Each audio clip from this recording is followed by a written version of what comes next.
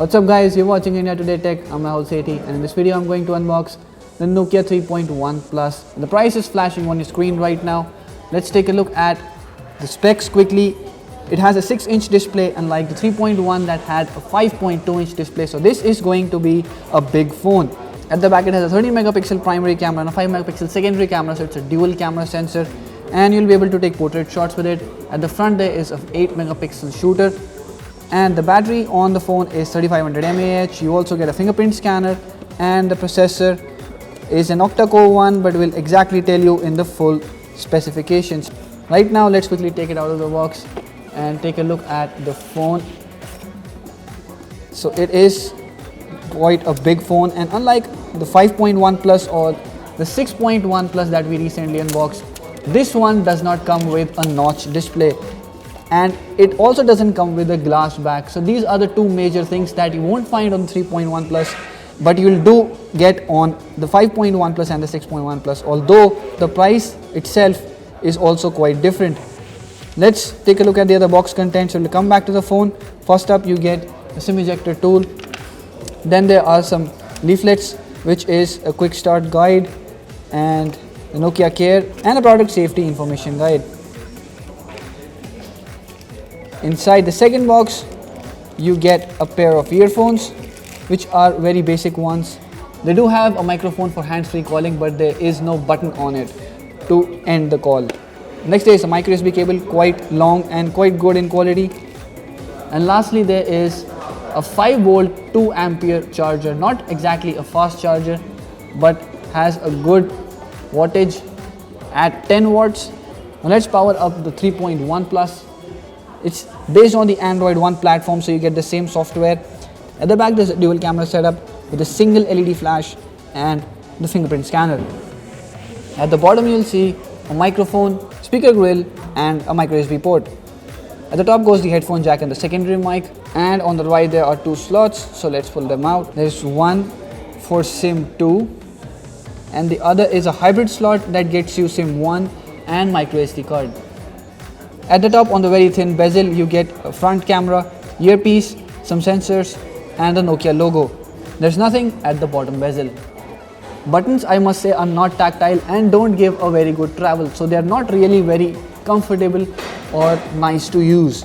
Anyways, I'll set up the smartphone and you take a look at the full specs of the Nokia 3.1 Plus.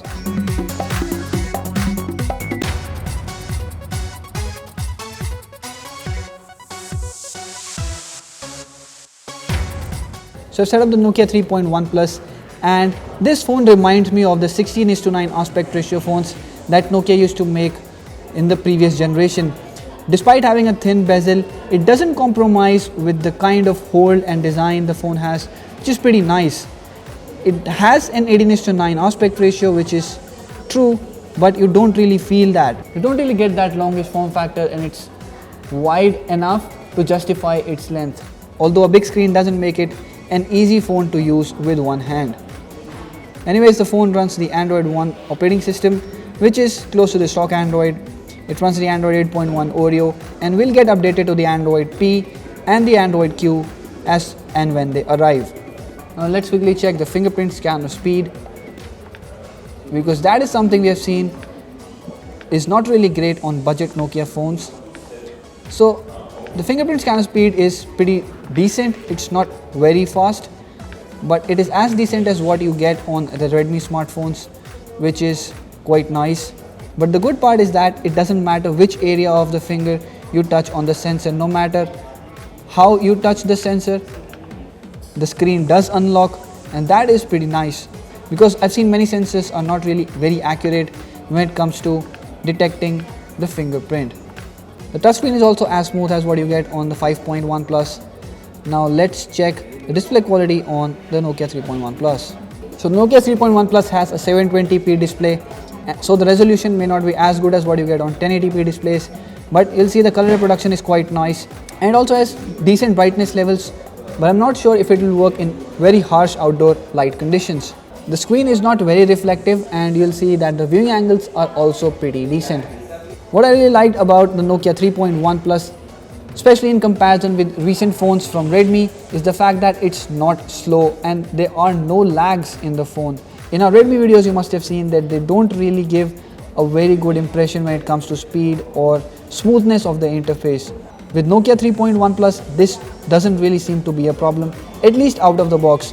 I see apps are really opening pretty smoothly, and if you minimize the video or try to open another app that's running in the background, or probably pull the drop down menu and open some other app, this doesn't really seem to be a problem with the Nokia 3.1 Plus. It's pretty smooth and it's pretty fast thanks to the Android One interface and of course the decent hardware it packs. We'll be doing a head-to-head comparison with some Redmi phones in this price segment, so stay tuned and subscribe to our channel and look out for that. Right now, let's take a look at the cameras on the Nokia 3.1 Plus. So first off, let me check the autofocus on the device, and here I have the earphones from the Nokia 3.1 Plus box itself, and does seem to take time to focus on objects, and it may not be very accurate all the times.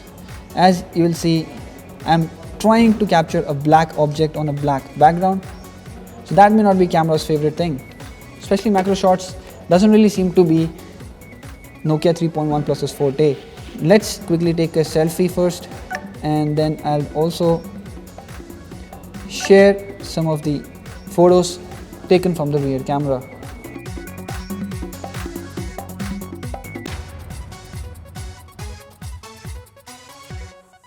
Now let's take a look at photos taken from the rear camera.